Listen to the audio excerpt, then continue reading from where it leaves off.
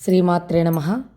ఏ ఏ పాపాలు చేస్తే బ్రహ్మహత్య పాతకం చుట్టుకుంటుందో దాని గురించి మనకి ఇక్కడ తెలియజేశాడు. ఎటువంటి కార్యం ఉన్నా కూడా నిద్రాభంగం చేయకూడదట, కథాభంగము చేయకూడదు.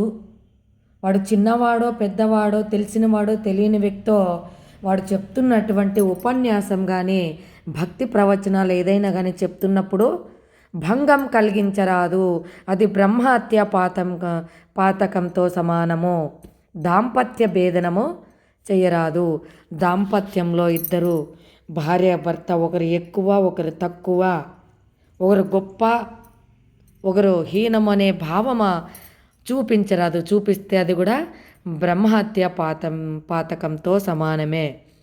శిశు మాతృ విభేదనం, తల్లి బిడ్డలను వేరు చేయరాదు. వారు సోదరుడైనా తండ్రి అయినా తన బంధువైనా పరాయి వాడైనా కూడా తల్లి బిడ్డల మధ్య విభేదాలు సృష్టించి వాళ్ళకి విడదీయకూడదు. ఒకవేళ చేసినట్టయితే వాళ్ళకి బ్రహ్మహత్య పాతకము చుట్టుకుంటుంది అని ఇక్కడ మనకు తెలియజేశారు.